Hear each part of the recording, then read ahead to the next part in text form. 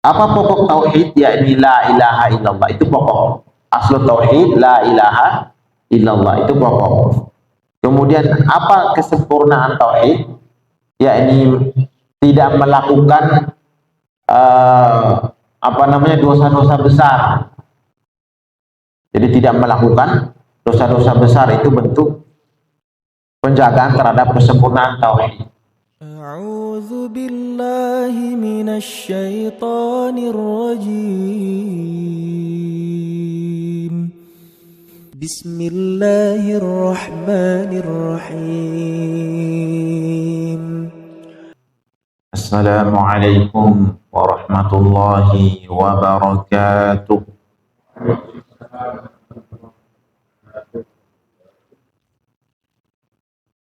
إن الحمد لله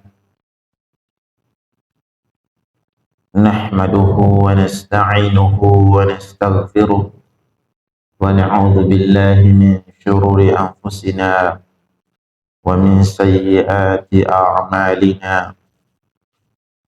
من يهده الله فلا مضل له ومن يضلل فلا هادي له.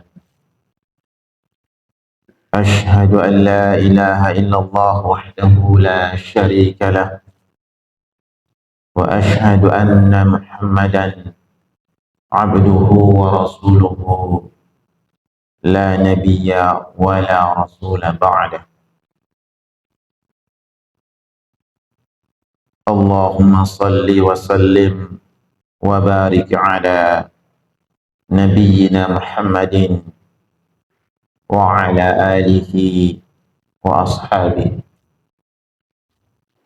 يا أيها الذين آمنوا اتقوا الله حق تقاته ولا تموتن إلا وأنتم مسلمون. يا أيها الناس اتقوا ربكم الذي خلقكم من نفس واحدة وخلق منها زوجها وبث منهما رجالا كثيرا ونساء واتقوا الله الذي تساءلون به والأرحام إن الله كان عليكم رقيبا. يا أيها الذين آمنوا اتقوا الله وقولوا قولا سديدا يصلح لكم أعمالكم ويغفر لكم ذنوبكم ومن يطع الله ورسوله فقد فاز فوزا عظيما. أما بعد فإن أصدق الحديث كتاب الله وخير الهدي هدي محمد صلى الله عليه وسلم وشر الأمور محدثاتها وكل محدثة بدعة وكل بدعة ضلالة وكل ضلالة في النار. Jamaah salat subuh rahimakumullah. Semoga Allah Subhanahu wa taala senantiasa melimpahkan rahmatnya kepada kita semuanya yang pagi hari ini telah meluangkan waktu untuk menjalankan kewajiban kepada Allah Subhanahu wa taala. Semua itu karena rahmat Allah Subhanahu wa taala kepada hambanya. Masih banyak orang yang lebih sehat, yang lebih luang waktunya, yang lebih nyaman kehidupannya, namun Allah tidak memberikan nikmat untuk menjalankan ibadah itu ke dalam hati-hati mereka. Fabima rahmatin minallahi lintalahum. Oleh karena rahmat Allah kepadamu, lintalahum, engkau mampu berlaku lemah lembut kepada mereka. Jadi perilaku Rasul sallallahu alaihi wasallam, kata Allah, karena rahmat Allah Jadi bi yang disebutkan dalam ayat ini merupakan bi sababiyah, sebab, karena rahmat Allah itu hanya sebuah perilaku lemah lembut saja atas karena rahmat Allah. Lalu bagaimana seseorang bisa melakukan ibadah kepada Allah itu lebih-lebih lagi karena rahmat Allah. Dan rahmat Allah ini Allah menyebut, mengganti kata surga itu dengan kata rahmat Allah. Di dalam surah Al-Insan terakhir, وَالظَّالِمِينَ yudkhilu man yasha'u fi rahmatih. Dan Allah memasukkan siapa yang Dia kehendaki ke dalam rahmatnya. Ke dalam rahmatnya fi jannati, ke dalam surganya Allah Subhanahu wa taala. وَالظَّالِمِينَ أَعَدَّ لَهُمْ عَذَابًا أَلِيمًا. Dan orang-orang yang zalim, orang-orang musyrikin, kami sediakan bagi mereka azab yang pedih. Jadi surga disebut sebagai rahmat Allah Subhanahu wa taala. Jadi mudah-mudahan Allah mengumpulkan kita ke dalam rahmat Allah Subhanahu wa taala, yakni ke dalam surga Firdausnya, amin rabbal alamin. Baik, kita akan melanjutkan tema kitab Al-Mulakhas fi Syarhi Kitab Tauhid. Al-Mulakhas yakni yang diringkas dalam penjelasan kitab Tauhid. Jadi beliau Syekh Shalih Fauzan menulis syarah kitab Tauhid yang ditulis oleh Syekh Islam Muhammad ibn Abdul Wahhab. Beliau mensyarah kitab, menyebut nama kitab ini dengan nama Al-Mulakhas. Kita masuk pada muqaddimah setelah pekan kemarin kita menyampaikan tentang fihrisnya, tentang daftar isinya.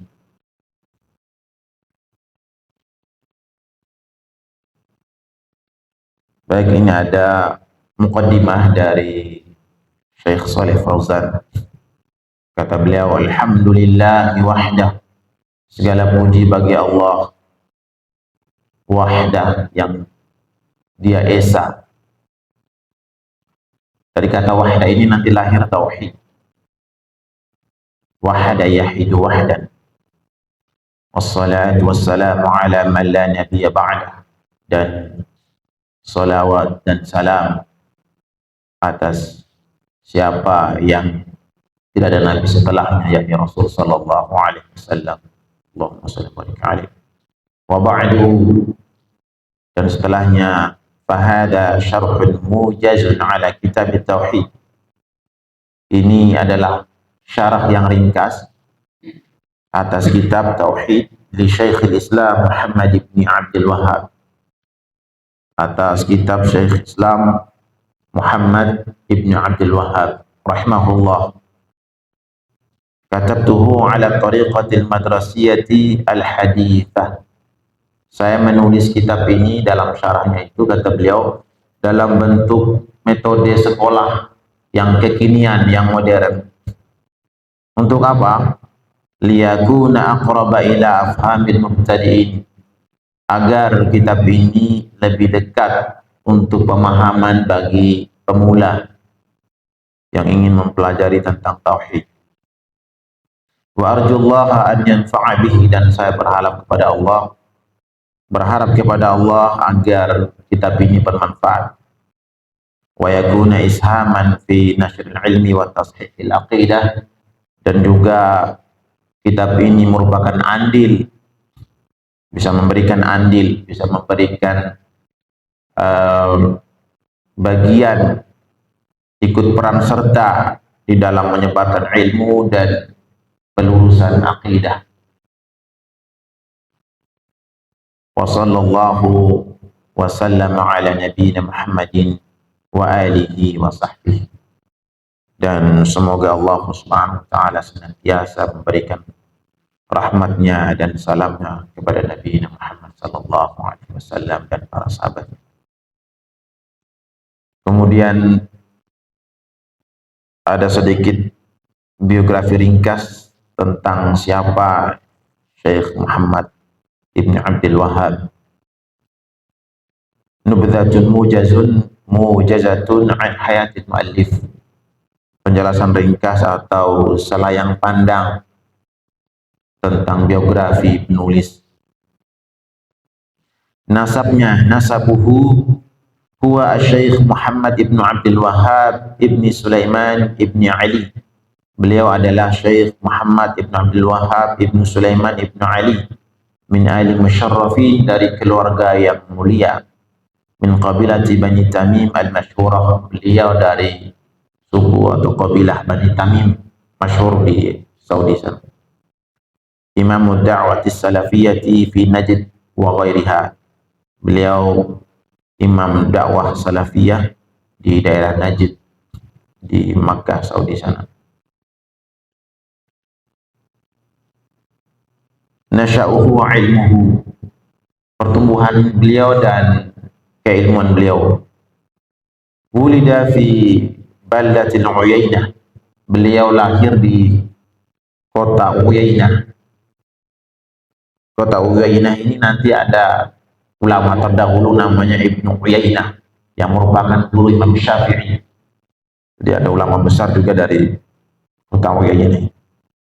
Qurba Madinah Riyadh, dekat sama kota Riyadh, Saudi. Jadi lahir di kota Uyainah dekat kota Riyadh. Sanata khamsa asyrata wa mi'atin wa alfin. Beliau dilahirkan pada tahun 1115 Hijriyah. 1115 Hijriah. Kalau di tahun Masehinya itu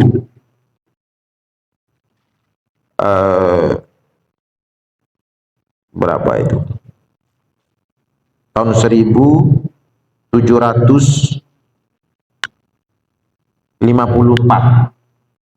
1754. Kalau tahun Masih, tahun Hijriahnya tahun 1115. Kalau sekarang sudah berapa itu? 1446 Hijriah, atau kalau kita Masehi kita berapa sekarang? 2024 ya.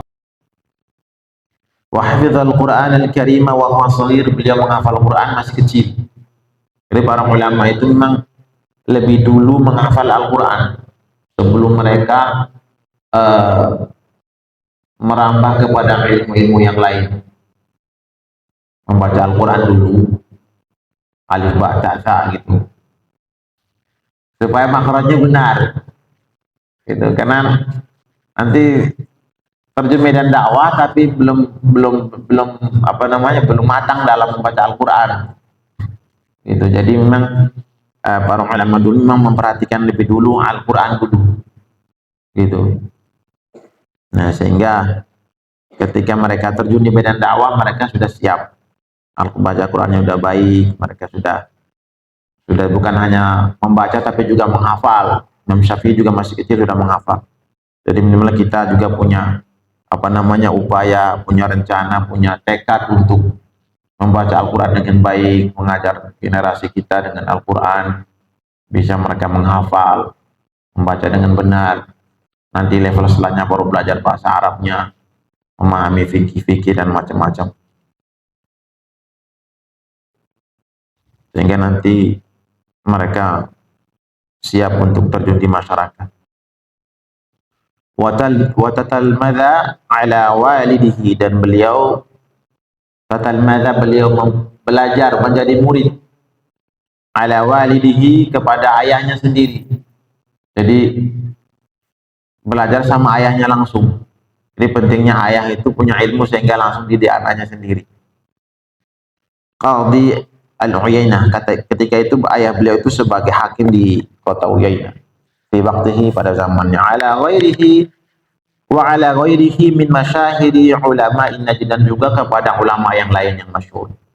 Jadi tidak hanya ayahnya tapi juga kepada ulama yang lain di Najd, dan juga wal Madinah, dan juga di kota Madinah, wal Ahsa. Ahsa juga kota di daerah Makkah juga masih Saudi sana. Wal Basrah, ini kota di Irak. Beliau juga sampai ke Irak sana. Wa adraka ilman ghaziran, dan beliau mendapatkan ilmu yang banyak.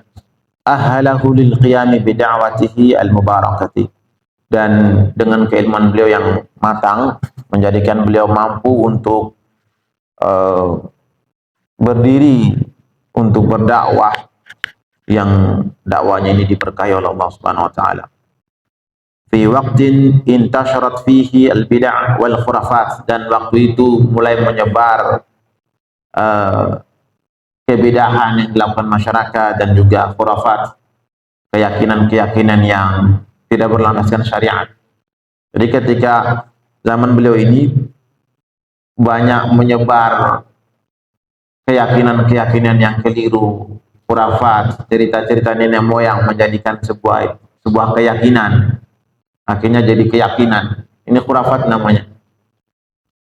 Jadi hikayatun la aslalaha, cerita yang tidak ada asal usulnya gitu. Dan itu dijadikan keyakinan di masyarakat gitu. Misalnya jangan potong kuku malam-malam, atau jangan makan di periuk misalnya, nanti kamu mungkin begini begitu. Jadi sebut larangan-larangan itu yang tanpa ada landasan gitu. Nanti kalau ini begini, padahal tidak ada syariat, nggak ada bilang begitu gitu. Jadi seolah-olah itu seperti punya dapat wahyu tersendiri dari Allah gitu tentang aturan-aturan itu gitu. Itu namanya khurafat. Dan itu di masyarakat masih tetap berkembang. Di Jawa juga saya pikir juga masih gitu ya, masih. Sulawesi itu lebih-lebih lagi itu banyak sekali ada. Khurafatnya banyak gitu. Jangan makan ditutup periuk, jangan nanti kamu begini. Pokoknya larangannya banyak gitu. Kalimantan ada di sana istilahnya apa itu? Kepohonan. Iya, kepohonan. Itu kalau dihidangkan makan oleh pemilik rumah, kamu harus makan. Kalau kamu nggak makan, nanti kepohonan. Kepohonan itu nanti kalau kamu pulang nanti kecelakaan nanti. Di jalanan bisa celaka kamu karena kamu tidak makan makanan yang saya berikan. Nah, itu namanya khurafat. Jadi cerita-cerita yang tidak ada asal usul. Wa tabarruku bil quburi wal asjari wal ahjar. Dan juga ketika itu tabarruk terhadap kuburan. Jadi kuburan itu dianggap punya keberkahan, ambil berkah, ngalap berkah. Pegang kubur gini supaya berkah. Kuburnya orang soleh tapi, atau kuburnya para nabi gitu. Ambil keberkahan. Wal asjar, dan juga pohon-pohon, datang ke pohon yang besar gitu. Oh, di sana itu ada punya kekuatan itu di sana. Kalau lewat sana harus minta izin dulu situ. Minta izin dulu. Nun sewu nggih kula pada lewat lagi. Tiba-tiba mbahnya bilang, "Nggih, monggo." Jenengan malah lari. Minta izin gitu. Nun sewu nggih, Mbah, lewat. Nggih, monggo. Dengan malah lari itu, ternyata banyak benar-benar ada di sini gitu. Nah, jadi itu keyakinan-keyakinan yang tidak ada asal usul gitu ya. Tabaruk terhadap kubur, terhadap pohon, menganggap pohon besar. Terus kemudian di sana dikasih sesajen, dibawakan ini apa gitu supaya tidak mengganggu kalau orang lewat atau apa gitu. Supaya tidak ganggu di masyarakat. Walahjar, dan juga batu-batu, kalau ada batu yang besar gitu dianggap batu keramat gitu. Itu di tempat saya itu ada namanya Pulau Cinde di Flores. Pulau Cinde itu sering didatangi masyarakat.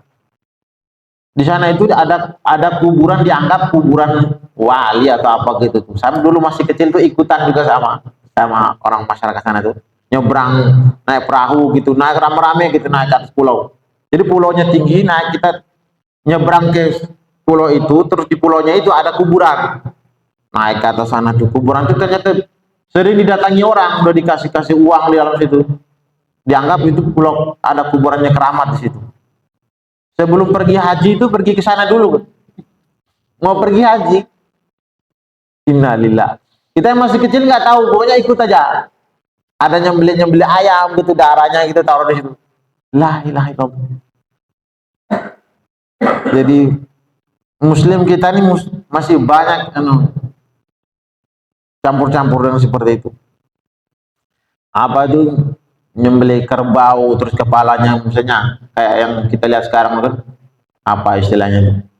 Bawa ke laut gitu, larung laut atau apa gitu, bawa kepala kerbau, kepala hewan buang ke laut gitu kan.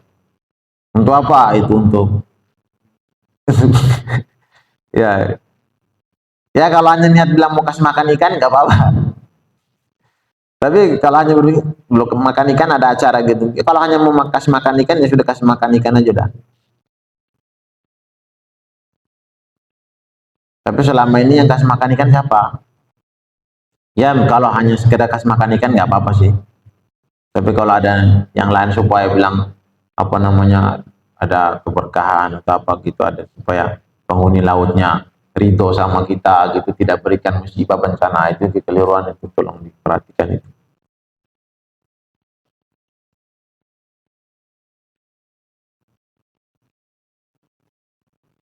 Nah, ketika beliau melihat yang seperti itu, banyak penyembahan terhadap mengambil keberkahan ke kubur-kubur, batu-batu, pohon-pohon, maka faqama rahimahullah bid'awati ila tashihil aqidah, maka beliau mulai berdiri bangkit untuk meluruskan akidah umat. Wa ikhlasil ibadah lillahi wahdan, dan juga mengikhlaskan, menyucikan ibadah kepada Allah Subhanahu wa taala. Wa allafa iddata kutubin min asyhariha hadzal kitab, dan beliau juga menulis beberapa kitab, banyak kitab beliau juga, dan yang paling masyhur itu kitab ini, kitab Tauhid. Faqad laqiya qabulan 'aziman ladal ulama'i wal muta'allimin, dan kitab ini alhamdulillah sudah menerima banyak penerimaan di kalangan masyarakat. Jadi artinya kitab beliau diterima di kalangan masyarakat. Wa'atanu bihi dirasatan wa syarhan, dan mereka juga para ulama memperhatikan terhadap kitab ini baik dari segi pembelajaran maupun juga penjelasan syarhan. Wa huwa kitabun badi'ul wad'i, dan kitab ini juga kitab yang bagus secara penulisannya, penataannya. Azimul faidah, dan juga memiliki faedah yang besar. Nafa'allahu bihi khalqan katsiran, semoga Allah Subhanahu wa taala memberikan faedah yang banyak kepada masyarakat dari kitab beliau. Wa qad baqiya asy-syaikhu tilata hayatihi mu'alliman, dan beliau menghabiskan sisa umurnya itu sebagai pengajar, berdakwah, mengajar ilmu agama. Wa da'iyan ila Allah taala, dan juga sebagai dai, menyeru kepada Allah Subhanahu wa taala, menyeru manusia kepada Allah.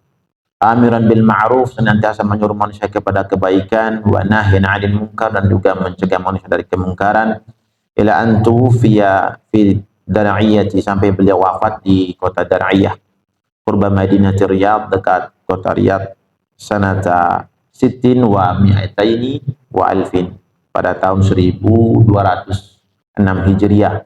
hijriyatan. Wa qad takharraja ala yadihi adadun kabirun minal ulama, sudah beliau itu melahirkan banyak ulama dari murid-murid beliau. Wa a'immatid da'wah, dan juga para imam-imam dakwah. Ajazalallahu lahu al-ajra wa thawab, semoga Allah Subhanahu wa taala memberikan pahala, memberikan ganjaran yang banyak kepada beliau, ganjaran dan pahala. Wa ja'alal jannata mathwahu, dan Allah menjadikan surga sebagai tempat tinggal beliau. Amin rabbal alamin. Wa sallallahu wasallam ala nabiyina Muhammadin wa alihi wa sahbihi, dan salawat dan salam semoga senantiasa tercurahkan kepada Nabi kita Nabi Muhammad sallallahu alaihi wasallam. Allahumma shalli wa sallim wa barik alaihi. Baik, kita masuk pada isi kitab Tauhid.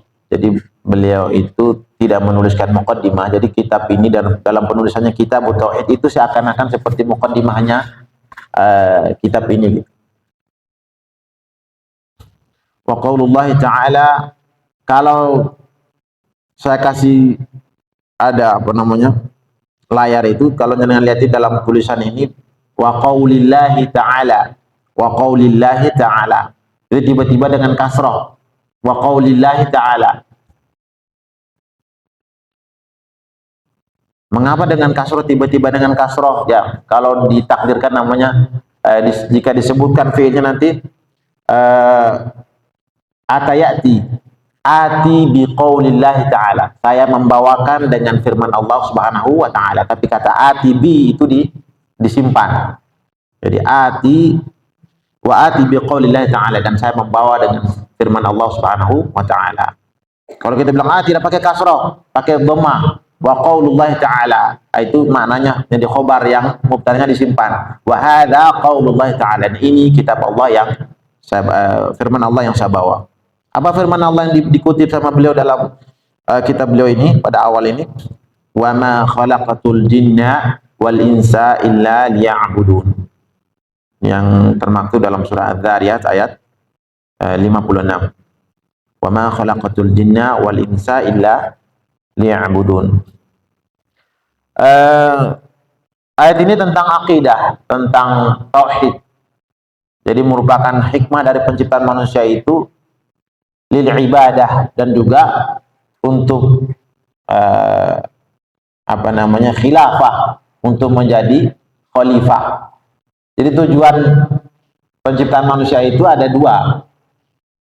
Yang pertama untuk ibadah, ini hubungan vertikal antara manusia dan Allah. Kemudian hubungan horizontalnya untuk menjadi khalifah. Inni ja'ilun fil ardi khalifah. Dalam surah Al-Baqarah ayat 30, sesungguhnya saya akan menjadikan seorang khalifah, seorang pengatur, seorang yang akan mengurus, mengelola bumi. Jadi karena Allah itu, bumi ini tidak mampu untuk menampung kebesaran Allah, maka Allah menciptakan makhluk yang namanya manusia ini untuk mengatur bumi. Makanya kalau ada manusia membuat kerusakan di bumi, itu berarti dia telah menyelisih tujuan penciptaannya sebagai khalifah, pengatur bumi. Agar kita tidak membuang sampah sembarangan, tidak membuat kotoran di mana-mana. Karena itu tuh hal-hal yang merusak bumi gitu. Membakar tanaman, membakar hutan, menebang pohon sembarangan. Itu bentuk perusakan bumi gitu. Makanya Allah bilang jangan kamu membuat kerusakan di bumi. Wala tufsidu fil ardh, jangan membuat kerusakan di bumi. Gitu. Ba'da islahiha, setelah Allah memperbaiki bumi. Bumi telah Allah ciptakan dengan baik, dengan keindahannya. Kita yang datang belakangan ini merusak bumi. Padahal kita diciptakan oleh Allah untuk mengatur bumi, gitu. Nah, agar kita tidak menyelisihi tujuan penciptaan kita. Secara vertikal untuk beribadah kepada Allah, dan secara horizontal dengan makhluk untuk mengatur, mengelola bumi supaya berinteraksi dengan manusia dengan baik. Nah, sehingga bumi itu menjadi umur panjang. Jadi kalau nanti di suatu daerah itu misalnya rusak alamnya karena penggerukan, misalnya karena tambang macam-macamnya, itu nanti jangan salahkan alamnya gitu. Ini tanah ini kok nggak tahan sama kita punya keruk-keruk. Padahal manusia sendiri yang mengeruk itu alam itu. Ya kalaupun kita ngambil, tapi minimal kita tidak terlalu serakah lah gitu ya. Baik, penjelasan Syekh Shalih Fauzan dalam kitab beliau ini, maudhu hadzal kitab, tema dari kitab ini. Jadi beliau menjelaskan bahwa kitab ini itu memuat tentang apa sih? Kitab ini itu membahas tentang apa? Nah, kata beliau, temanya adalah apa? Bayanut tauhid, penjelasan tentang tauhid. Tauhid itu adalah mengesahkan Allah dalam hal ibadah, beribadah kepada Allah, dan dalam apa-apa yang Allah fardukan. mengesahkan Allah terhadap apa-apa yang Allah fardukan, mulai dari keyakinan kepada Allah dan juga praktek dari keyakinan. Mengesahkan Allah dari segi keyakinan bahwasanya Allah itu sebagai pemilik rububiyah, dan juga Allah sebagai pemilik uluhiyah, dialah yang disembah itu. Alladzi aujabahu Allahu ala ibadi, yang mana Allah mewajibkan tauhid itu kepada hamba-hambanya. Nah, jadi apa yang diwajibkan oleh Allah kepada hambanya, ya ini mentauhidkan Allah Subhanahu wa taala. Wa khalaqahum li ajlihi, dan juga Allah Subhanahu wa taala menciptakan mereka karena itu, karena tauhid itu, tujuan hikmahnya itu. Dan juga wa bayanu ma yunafihi minasyirkil akbar, dan juga penjelasan tentang perkara-perkara yang bisa merusak tauhid. Jadi ada perkara-perkara yang bisa membatalkan tauhid. Nah, dari kitab ini menjelaskan tentang bayanu ma fihi minasyirkil al-akbar, bayanu ma yunafihi minasyirkil akbar, penjelasan tentang hal-hal yang bisa merusak tauhid secara asalnya tauhid. Au yunafihi kamalahu al-wajib, atau menafikan kesempurnaan tauhid. Jadi ada namanya pokok tauhid, ada yang namanya kesempurnaan tauhid, atau juga al-mustahabba minasyirkil asghari wal bid'ah, dan juga kesempurnaan tauhid, dan juga apa yang dianjurkan seperti maknanya kesunahan. Jadi pertama ada asalnya tauhid, yang kedua adanya kesempurnaan tauhid. Pokok tauhid itu apa? Kemudian kesempurnaan tauhid, kemudian kesunahan dari tauhid itu. Apa pokok tauhid? Yakni la ilaha illallah, itu pokok. Aslu tauhid la ilaha illallah, itu pokok. Kemudian apa kesempurnaan tauhid? Yakni tidak melakukan dosa-dosa besar. Jadi tidak melakukan dosa-dosa besar, itu bentuk penjagaan terhadap kesempurnaan tauhid. Nah, kemudian dan juga misalnya melakukan kebidahan yang diharamkan, yang bisa mengeluarkan pelakunya sampai kepada dosa-dosa besar. Misalnya yaitu tadi seperti beribadah kepada kubur, atau tadi menyembelih untuk selain Allah, itu bisa bidah yang haram, itu sudah bisa mengurangi kesempurnaan tauhid kepada Allah Subhanahu wa taala. Dan juga yang dianjurkan dari tauhid itu kesempurnaannya apa? Yang dianjurkan misalnya tidak minta diruqyah. Tidak minta di ruqyah. Ruqyah itu boleh, tapi memintanya itu merupakan pengurangan dari kesunahan tauhid. Jadi lebih sunnahnya itu tidak usah minta tauhid di ruqyah, gitu. Karena nanti ada keutamaan tersendiri gitu kalau bagi orang yang tidak meminta untuk diruqyah. Nah, nanti dalam hadis nanti ada hadis orang yang masuk surga itu tanpa hisab. Nah, apa keutamaan mereka? Kata Rasul, mereka tidak meminta untuk diruqyah. Tapi kalau misalnya keadaan menuntut untuk ruqyah, ya ruqyah saja. Tapi hanya ada keutamaan tersendiri bagi yang tidak meminta ruqyah.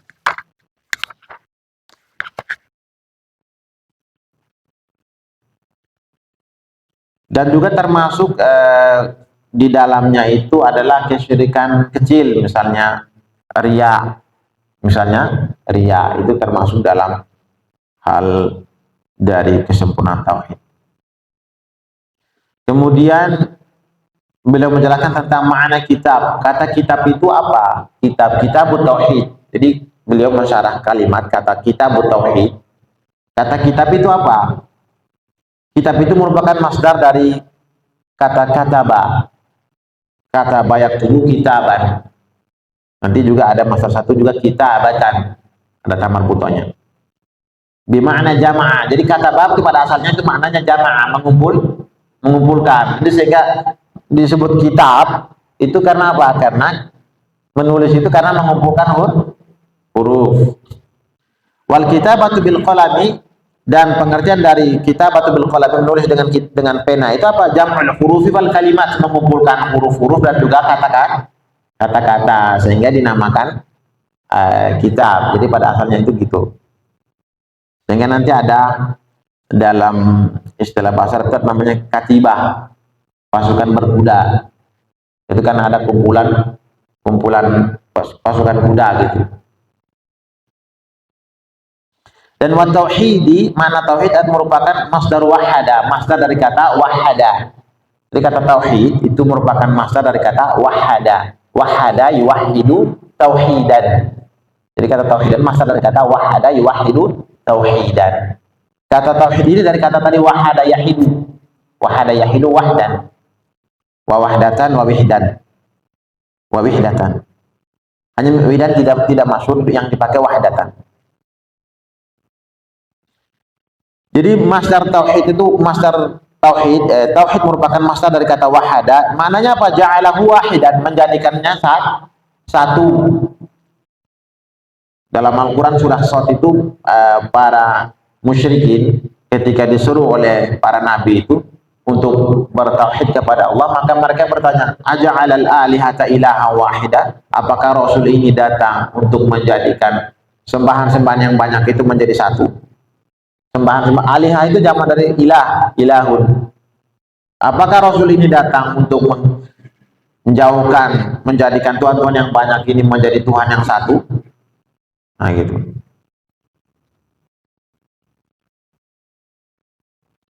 Wal muradu bihi huna, dan dimaksud dengan tauhid di sini adalah ifradullah bil ibadah, mengesahkan Allah dalam beribadah kepada Allah Subhanahu wa taala. Wa khalaqatu, dan kalimat khalaqatu dalam ayat ini al-khalqu huwa ibda'u syai'i min ghairi aslin wala ihtida'in. Penciptaannya Allah itu adalah mengadakan sesuatu itu min ghairi aslin, dengan tanpa ada contoh sebelumnya, enggak ada sebelumnya, itu tidak ada gitu. Wala ihtida'in, dan juga tidak mengikuti contoh sebelumnya. Kalau bid'ah itu mengikuti apa namanya? Makanya bid'ah itu nanti disebut sebagai membuat sesuatu yang tidak ada contoh sebelumnya gitu. Ya. Kalau ihtidah itu meniru. Nah, kalau meniru itu apa namanya? Bukan disebut menciptakan sesuatu yang baru. Namanya ja'ala. Menjadikan. Jadi kalau menjadikan itu bisa saja orang meniru. Misalnya apa namanya? Membuat HP yang semisal, menjadikan, tapi meniru sesuatu bahannya sudah ada. Jadi kalau manusia itu membuat sesuatu tapi sesuatunya sudah ada, namanya ja'ala, menjadikan. Tapi kalau Allah menciptakan sesuatu yang sesuatunya itu tidak ada gitu, belum ada. Itu namanya khalqu. Liya'budun, al-ibadah fil lughah, kata ibadah dalam menurut bahasa itu adalah tadzallul wal khudu', merendahkan diri dan tunduk. Tadzallul, merendahkan diri, menghinakan diri, dan juga al-khudu.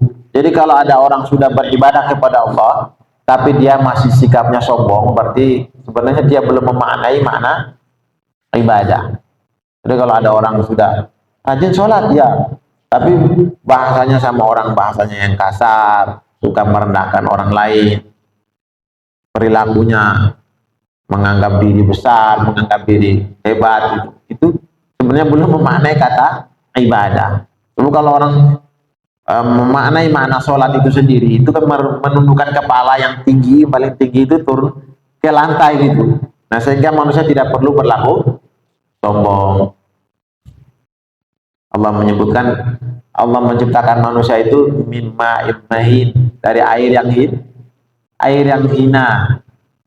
Air yang hina, bukan air yang mulia, air yang menjijikkan, gitu. Lalu kemudian kita mau sombong kepada Allah, kepada sesama manusia. Orang sombong sama-sama hamba kalau disombong gitu. Apa yang mau disombongkan gitu. Tidak ada yang lebih mulia di sisi Allah melainkan yang paling bertakwa kepada Allah Subhanahu wa taala. Wa syar'a, dan secara syariat adalah ismun jami'un lima yuhibbuhullahu wa yardahu min al-aqwali wal a'mali adh-dhahirah wal batinah. Dan kata ibadah secara syariat itu apa? Jadi sesuatu atau penamaan yang mengumpulkan apa? Mengumpulkan terhadap yang dicintai oleh Allah. Jadi semua yang dicintai oleh Allah, semua perbuatan atau semua perilaku yang dicintai oleh Allah Subhanahu wa taala dan juga diridhai oleh Allah Subhanahu wa taala berupa ucapan, perbuatan yang zahir dan juga yang batin, yang dalam hati, yang terlihat dan juga ucapan itu termasuk ibadah. Di semua hal-hal yang mengumpulkan kecintaan Allah ataupun keridhaan Allah Subhanahu wa taala, baik itu ucapan maupun perbuatan, ucapan yang lahir maupun yang tersembunyi dalam hati, itu termasuk ibadah. Jadi mana ibadah itu maknanya yang luas, makna luas. Mana secara umum dari ayat yang disampaikan tadi, wa ma khalaqatul jinna wal insa, itu adalah annallaha ta'ala akhbara annahu ma khalaqal insana wal jinna illa li'ibadati. Yani Allah Subhanahu wa taala mengabarkan kepada hamba-hambanya bahwasanya Allah tidaklah menciptakan manusia dan juga jin kecuali untuk beribadah kepadanya, menghambakan diri. Fahiya bayanun lil hikmati fi khalqihim, dan itu merupakan penjelasan tentang hikmah dari penciptaan manusia itu. Falam yurid minhum ma turiduhu as-sadatu min ibadihi min abidiha min al-i'anati lahum birrizqi wal it'am. Dan Allah Subhanahu wa taala tidak menginginkan terhadap hambanya ini seperti menginginkannya seorang tuan terhadap hambanya, terhadap budaknya. Jadi kalau tuan itu yang punya budak, itu kalau punya budak yang dia harapkan adalah budak itu bisa membantu pemiliknya untuk bekerja, untuk mencari uang, mencari nafkah dan macam-macam. Artinya budak itu membantu tuannya. Tapi kalau Allah menyebut hambanya sebagai abid, sebagai hamba, itu tidak membutuhkan agar hamba itu berfaedah kepada Allah dengan ibadahnya supaya Allah dapat makan gitu. Dengan ibadahnya manusia itu nggak ada, Allah nggak butuh itu, ibadah kita nggak perlu, Allah nggak butuh ibadah kita gitu. Allah tidak butuh sholat kita, tidak butuh sedekah kita, itu tidak perlu, Allah tidak butuh. Makanya dilanjutkan ayat setelah ayat 56 Az-Zariyat, kata Allah itu apa? Wa ma khalaqatul jinna wal insa illa liya'budun ma uridu minhum min rizqin wa ma uridu ayyut'imun. Saya tidak menginginkan dari mereka itu berupa rezeki, dan juga saya tidak berharap agar mereka memberikan saya makan. Wa ma uridu minhum ayyut'imun, saya tidak menginginkan agar hamba itu memberikan saya makan. Innallaha war-razzaq dzul quwwatin matin. Allah memberi rezeki dan dia memiliki kekuatan yang sangat dahsyat. Coba kita berpikir tentang Allah. Allah itu tidak makan, tidak minum, tapi punya kekuatan yang sangat dahsyat. Bagaimana Allah itu? Kita tidak makan satu hari itu udah lemas ya. Tapi Allah dari sananya itu, Allah itu asalnya ada. Jadi kalau manusia makhluk itu asalnya tidak ada. Kalau Allah berasal dari ada. Wal awwal wal akhir, wal zahir wal batin. Jadi Allah berasal dari ada. Dari keberadaan ini dia ciptakan makhluk-makhluk yang lain yang tidak ada. Nah, kalau manusia namanya makhluk diciptakan. Kalau Allah khalik pencipta. Jadi kalau Allah juga diadakan oleh oknum atau personal yang lain, berarti Allah bukan khalik. Gitu. Nah, Allah tidak berasal dari makhluk yang lain, tidak disebabkan oleh makhluk yang lain, tapi Allah ada dengan sendirinya.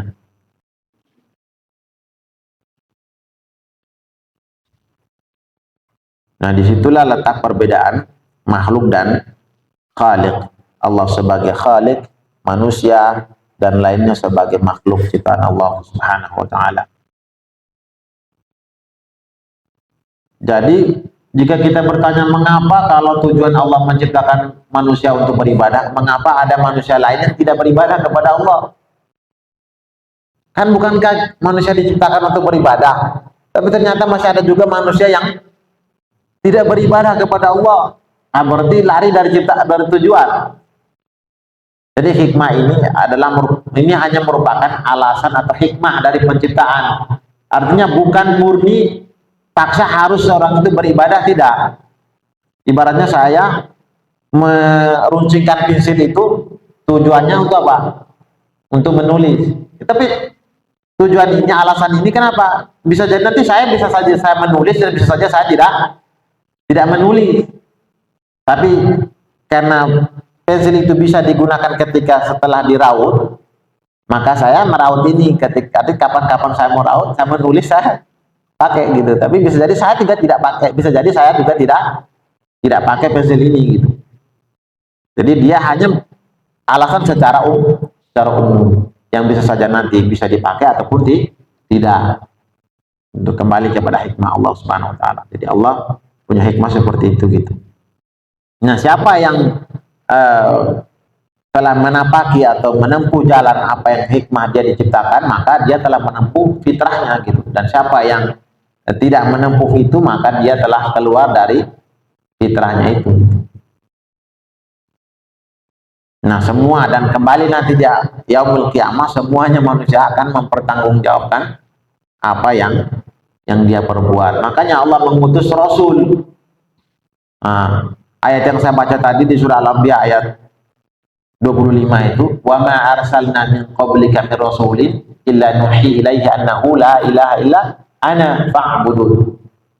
Dan tidaklah saya mengutus engkau Muhammad dan juga nabi-nabi sebelum kamu, rasul-rasul sebelum engkau Muhammad, melainkan saya wahyukan kepada mereka bahwasanya la ilaha illa ana, bahwa tidak ada sembahan selain saya. Fa'budun, maka sembahlah saya, kata Allah. Jadi tujuannya diutus Rasul, turunkan kitab, itu semua hanya untuk beribadah kepada Allah itu. Tujuannya itu. Jadi Allah tidak menginginkan seperti apa yang diinginkan oleh Tuhan terhadap hambanya, berupa memberikan makan, memberikan bantuan, gitu. Jadi wa inna ma aradal maslahah, dan sesungguhnya Allah hanya menginginkan kebaikan. Wa inna ma aradal maslahata lahum, hanya menginginkan kebaikan bagi hamba. Makanya ketika kita beribadah, kita akan mendapatkan manfaat dari ibadah itu. Misalnya dengan bangun subuh, wudu, bergerak, gerakan itu memberikan kesehatan supaya manusia sehat secara fisik, untuk secara hukum fisik seperti itu. Jadi bangun pagi, bergerak, sholat itu merupakan gerakan yang memberikan faedah kesehatan gitu, secara fisik. Belum lagi secara ibadahnya, Allah mencatat pahala yang nanti di sana Allah memberikan ganjaran yang baik berupa surga, rahmatnya gitu, segala kenikmatan. Jadi ada faedah kebaikan untuk hamba itu sendiri, baik secara fisik maupun secara agama, secara syariat. Kesesuaian munasabatul ayat lil bab, kesesuaian ayat terhadap bab ini, bab kitab tauhid, ya, bahwasanya apa? Annahu tadullu ala wujubi tauhid. Annaha tadullu ala wujubi tauhid, bahwasanya dari ayat ini menunjukkan tentang kewajiban bertauhid kepada Allah Subhanahu wa taala. Alladzi huwa ifradullahi bil ibadah, yakni tauhid itu apa? Ifradullah taala bil ibadah, mengesahkan Allah Subhanahu wa taala dengan ibadah kepadanya. Li'annahu ma khalaqal jinna wal insa illa li ajli dzalik. Tidaklah Allah ciptakan jin dan manusia melainkan karena tujuannya itu untuk mengesahkan Allah Subhanahu wa taala. Mayustafadu minal ayah, apa yang bisa diambil faedah dari ayat ini yang beliau sampaikan, yakni wujubu ifradillahi ta'ala bil ibadati ala jami' tsaqalain, kewajiban beribadah kepada Allah dengan mengesahkannya kepada semua makhluk. Jami' tsaqalain, ini tsaqalain itu dua makhluk, yakni al-jin wal ins, manusia dan jin.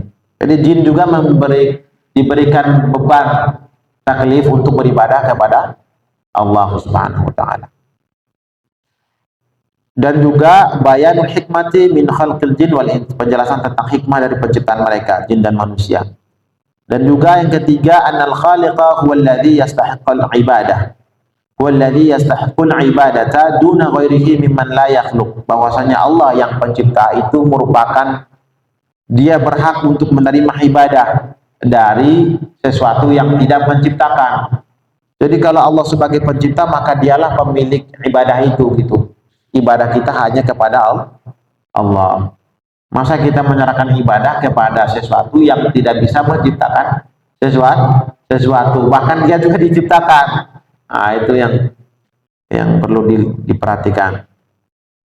Fafi hada, dan maka dalam hal ini merupakan radun ala ubadil asnam wa ghairiha, dan maka ini merupakan bantahan terhadap orang-orang yang menyembah selain Allah, berhala-berhala, patung-patung, dan juga selainnya. Karena mereka adalah makhluk-makhluk yang tidak bisa memberikan manfaat dan juga mudarat.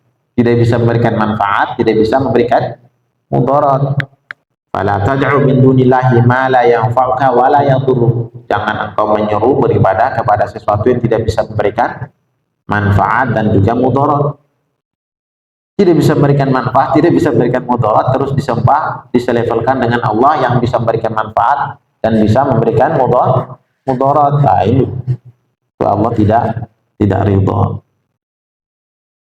Wa bayanu ghinallahi subhanahu wa ta'ala an khalqihi wa hajatil khalqi ilaih, dan penjelasan tentang kekayaan, artinya Allah itu tidak butuh terhadap makhluk, melainkan makhluk yang butuh kepada Allah.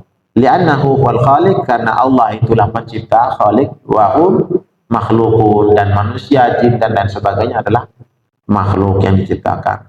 Kemudian yang kelima yaitu itsbatul hikmati fi af'alillah subhanahu wa ta'ala, memberikan penetapan bahwasannya semua yang dilakukan oleh Allah, termasuk ini dalam hal tauhid rububiyah. Tauhid rububiyah, bahwasanya apa yang dilakukan oleh Allah, apa yang telah diperbuat oleh Allah, baik penciptaan, penghancuran dan lain sebagainya, memiliki hikmah,